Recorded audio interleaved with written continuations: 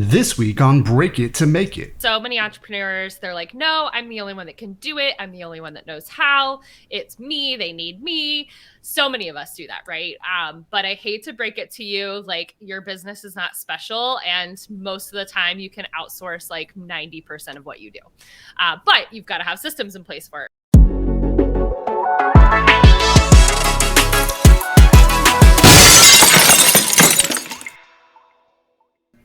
Welcome back to Break It to Make It, where we meet people who've thrown out the rule book, failed forwards, or taken the road less traveled to come out on top. Are you always busy, but then struggle to point to what you've been able to achieve? After an incredibly busy day, do you just fall over, exhausted, look back in dismay because you've churned all day, running from one task to the next, but you have nothing to show for it? Well, what if it was all your own fault? What if there were some hacks that you could use to reclaim your productivity? Well, that's what we're doing today. Today's guest is going to help us shine some light on the evil time vampires and share her ideas on how we can help to tame them. She's a former event planner turned professional organizer, and she now spends her time as a minimalist business strategist and productivity coach. She helps people just like you build businesses without burnout. She's a proud mum of twins, lover of charcuterie boards, and a board game connoisseur. Welcome to the show, Brittany Dixon. Hello. Hi, I'm so excited to have you on the show because I can really relate to some of these feelings. I feel like I'm always back and forth. And some days I just fall into bed going, wow, what did I even do today? I'm tired, but why? And we always hear it, and it's not uncommon. Many people relate to this. We hear people say, well, you've got to work smarter, not harder. Yeah. But what does that even mean? Yeah, this is one of my favorite things. So I really feel like the true end goal of productivity is to create impact and meaning and fulfillment, right? So we all want to be productive and we want to do it on purpose. We don't just want to be doing things and checking things off a list. Like we're trying to meet goals. We're trying to fulfill our lives, our clients' lives, our families' lives. And I think that there's this like busy badge of honor that's going on right now. Everyone's like, oh, I'm so busy. I'm so busy. And I'm like, great. But like, are you actually getting stuff done? Are you actually meeting your goals?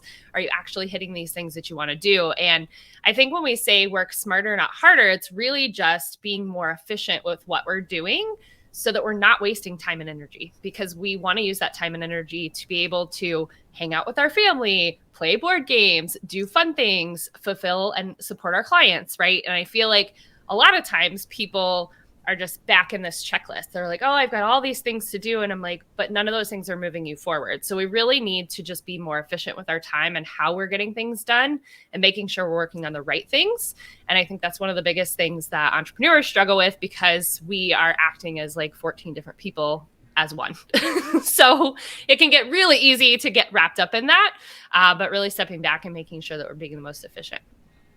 Talking about entrepreneurs, you say something that I really personally enjoy, and I'm probably guilty of this myself, which is people often don't start businesses because they want to run a business. They do it because they're following a passion or something. Can you talk a little bit more about that? Yeah, 1,000%. This I think is huge. Most entrepreneurs started a business because they're really good at a thing.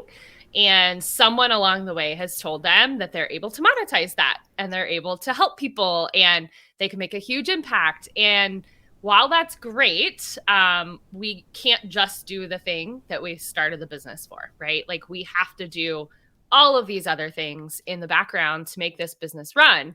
And a perfect example, I have a client, he's a dentist, and he's like, I went to dental school. I didn't go to business school, right? Like I didn't go to business school. I don't know what I'm doing, but in order to be a dentist and have my own practice, I really have to do all of these business things. And I think especially for solopreneurs, even if you don't have a team, it gets really, really hard because you're good at the thing, but in order to be able to do that more, you have to do the accounting and you have to do the bookkeeping and the finances. And hiring people if you have a team, and the marketing, the social media, like the list just keeps going on, right? Like we're wearing 17 different hats, and we're really only great at like 2 of those things. Everything else, we're just kind of winging it. So I think that so many entrepreneurs run into issues because they either don't outsource, they don't create systems to make that faster and easier. And then they get stuck in that side of things, and they're spending way less time doing what they even started the business for. So I think a lot of entrepreneurs fall into that trap for sure. You just mentioned 2 things, outsourcing and systems. So I know a lot of entrepreneurs and many people who they get really trapped in this working in the business, then they get overwhelmed through everything that it takes to work on the business, and then they take a nosedive straight towards burnout. Yep. Can you talk a little bit about outsourcing and systems? For sure. So we use the BCO method for everything. So business development, client services, and operations. All businesses have these 3 buckets. And typically, just like we were talking about, we're good at the client bucket. We're good at handling what we are doing. But the business development to grow the business and the operations to run the business, we're typically falling short on. So I think from a outsourcing standpoint, people try to outsource first before they put systems in place. And that's where I see a lot of entrepreneurs running into problems, because as the business owner, you have to at least know how to do the things and what system you're going to use to do the things to be able to pass it off efficiently. Because if you hand someone something with no system, something that you don't know what's going on or how to do it, it's kind of a recipe for disaster. So I always tell people that they need to come to me before they bring on a VA, because we've got to have those systems, those structures in place for the marketing, the sales, the social media, the operations, the financial side, right? And even from the client standpoint, you're really good at the client stuff, but we need systems for client stuff as well. We need client fulfillment systems. We need proposals, contracts, payments, and that all needs to be really streamlined. So I really think systems needs to come before outsourcing, but you've got to start outsourcing once you get to that point, because you are not meant to do everything in your business.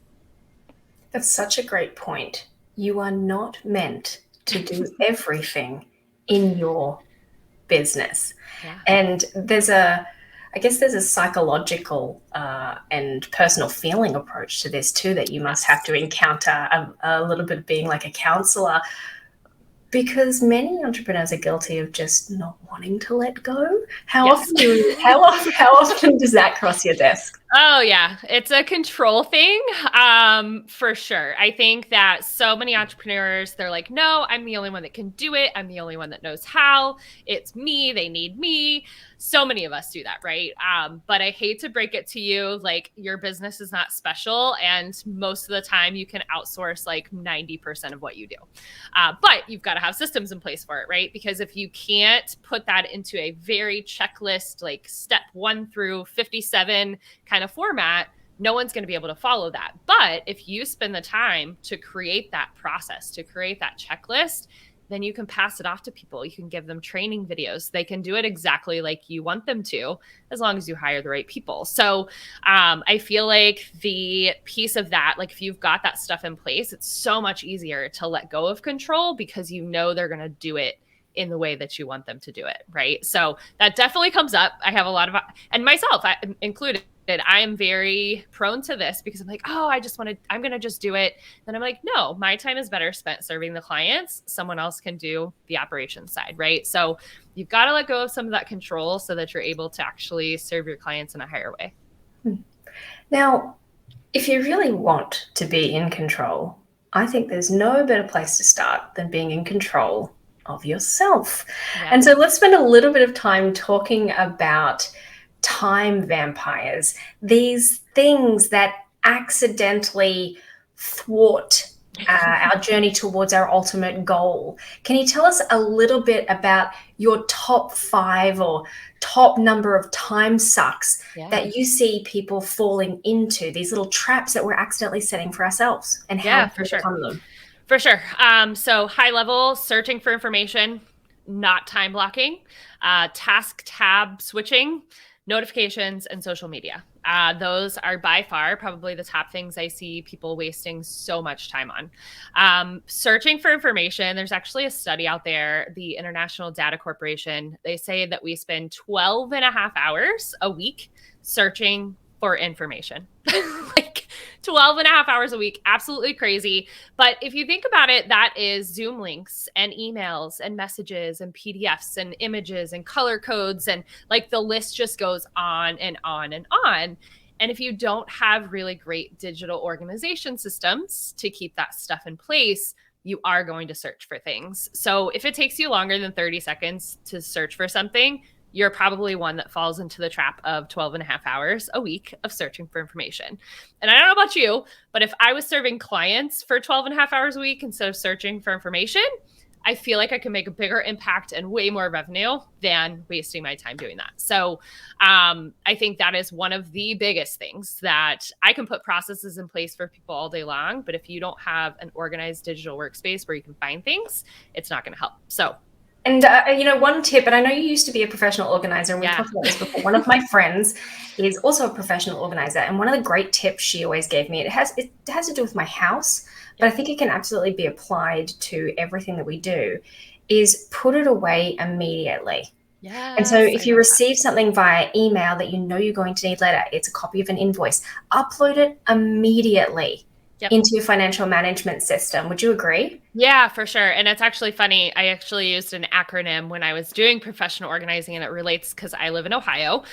So it's only handle it once, right? So if you have something in your inbox and you know it needs to be filed away, just open it and file it away. Don't just open it and leave it there because it's going to clutter up your inbox and give you stress.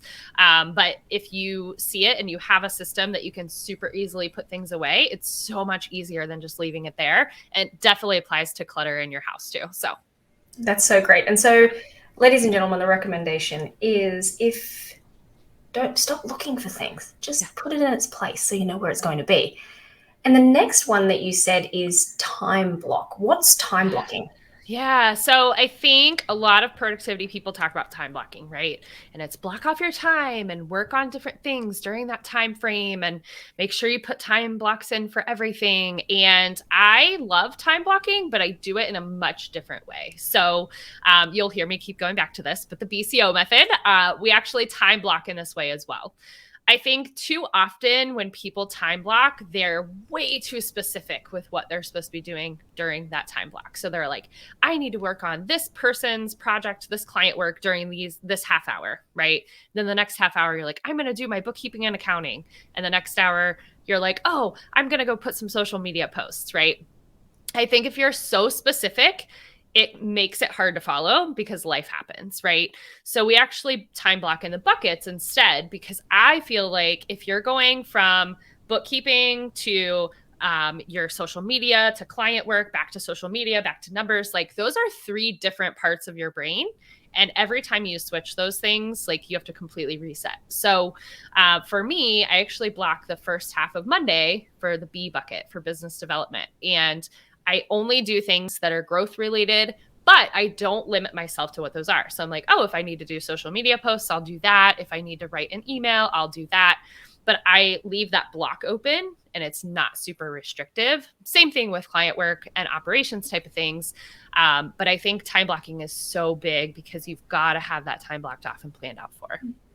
I like how you bucket them. Yeah. And I think and something you said is a really nice segue, which is something might be related, but it uses a different part of your brain. And so there's a real impact, which brings us to your third point, which is around task switching. Yeah. And so what is task switching? How does it affect us? Yeah. So task switching, and I almost kind of relate this. I don't know if any of you have ever had like 37 tabs open on one Chrome window and then like 37 more on another Chrome window, right? And you've got to switch back and forth and find the things. Again, going back to searching for information. So task switching really is just going from one thing to another and bouncing back and forth. And while you can do that to some degree, when you're switching complete parts of the brain that you're trying to work on, like creative versus operations, your brain has to completely reset, right? So I think there's a study out there that says it basically takes 23 minutes to reset your focus every time you task switch, which again is absolutely bonkers, right? Because if you think about all the tabs we're flipping through, how much focus we're losing. So I really just feel like if people could stick to one specific thing and see it completely through, then move to the next thing, we would get things done so much faster. That makes so much sense. And what about getting interrupted? So I'm fortunate enough that I work in an environment with a bunch of other amazing people. And I am easy to contact. I get emails, chats, text messages, phone calls, sometimes simultaneously. And I feel like every electronic item that I have is buzzing and giving me a notification. Can you talk a little bit about notifications, their impact, and how we can tame those? Oh, for sure. This is one of the biggest things. And all of these are very like small, tiny tweaks for the most part. But I feel like notifications is one of those small tweaks that makes the biggest impact, right? So for me, I actually turned off all notifications on my phone for social media, email, my task management tool. Really, all I have is phone calls and texts. And from a business perspective, I don't get a ton of those. It's more personal. But what I noticed as soon as I did that and those little red dots didn't live all over my phone, that I wasn't constantly checking it. Now, if I go to my phone and click on Facebook, those notifications are still there, right? They didn't go away. It's just not showing me in my face that I have 27 things on Facebook, right? So I feel like even just that like visual reminder and like all of these red dots on your phone or all of these open tabs on your computer, every time you see that, you're curious and you want to see what it is. So you click on it. Every time you switch tasks, you lose 23 minutes. It's a whole cycle, right? So turn off the notifications and I'm telling you, you'll see an increase in productivity for sure. And stop checking your email all day long.